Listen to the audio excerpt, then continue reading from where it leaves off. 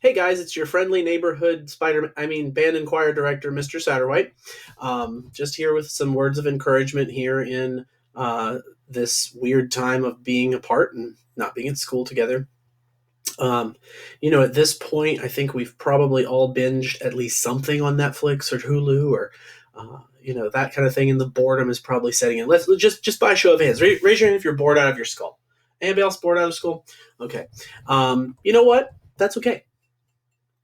Some people, rightly so, have said if you're bored, learn something, learn how to do something, learn how to play an instrument you didn't play before, or learn a language. And there's all sorts of opportunities out there right now to do just that. But, that's not for everybody. It's okay if you just can't.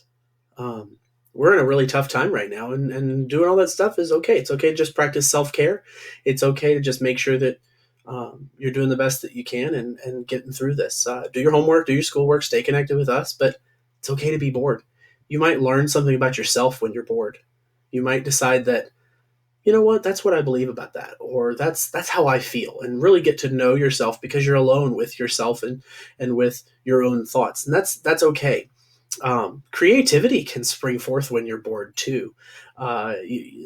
There's stories floating around that Isaac Newton came up with calculus while he was quarantined, and Shakespeare wrote plays while the plague was coming through, and um, that might happen too. But if you're overstimulated by things like TikTok and Hulu and Netflix and Facebook and Instagram and Snapchat and influencers and whatever this coffee recipe thing is, um, you might have to be bored for some of that stuff to happen. So, you don't have to be creative. You don't have to change the world. But if you learn something, hey, keep something nearby, like a notepad, and see if an idea pops up, you can write it down and then come back to it later when you're in a better headspace or when you've got some time.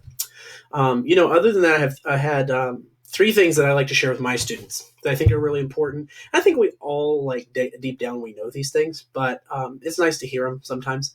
So those three things. Number one is that you are surrounded by people that love you and care about you. You have teachers, you have administrators, counselors, cafeteria workers, custodians, parents, friends, neighbors. All these people are part of your village that it takes. And we want you to be happy, and we want you to be healthy, and we want you to be the best version of yourself that you can. So don't forget that, because sometimes it might feel like we're just trying to pile it on, and it just feels like we're out to make life hard, or that feels like nobody cares. But you really are surrounded by a bunch of people that love you and care about you.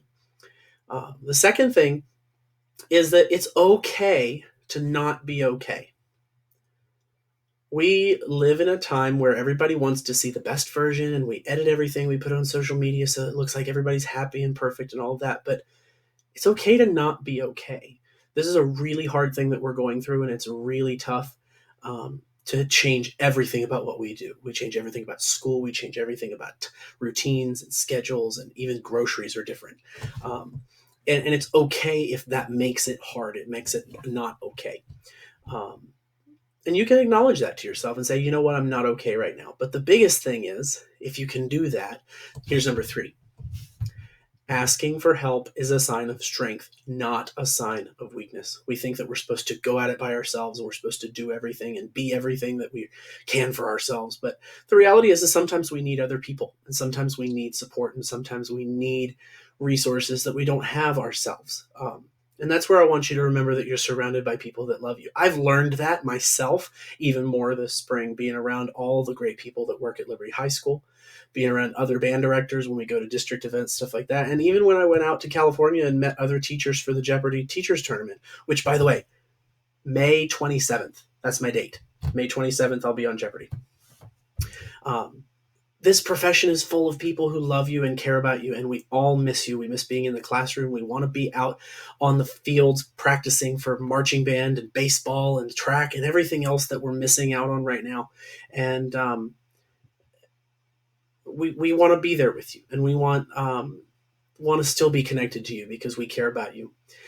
So don't be afraid to ask us for help. Your administrators are working, your teachers are working, your counselors are working. If you need something from us, we're just an email away, or a phone call, or a remind message, or a comment in Google Classroom, or whatever you need. Smoke signals. That one, I don't know. We're all staying inside, but reach out. We want to be there for you, and we know that this is a tough time, and we want to help everybody that we're around get through it. So don't be afraid to ask us. We will be together sooner rather than later. It feels like it's going to be forever, but we will be back together learning and making music and playing together and all the different things that we're missing out on right now. So just remember, you're surrounded by people that love you. It's okay not to be okay, and asking for help is a sign of strength. And also remember, Minutemen succeed, no exceptions. We'll see you soon.